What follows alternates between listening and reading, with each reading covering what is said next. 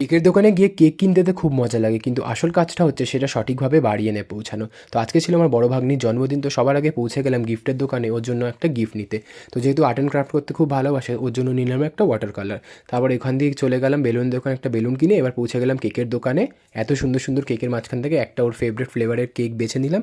এখানে দাদা লিখে দিচ্ছিল ওর নাম, তারপর করে দিল কেকটাকে প্যাক।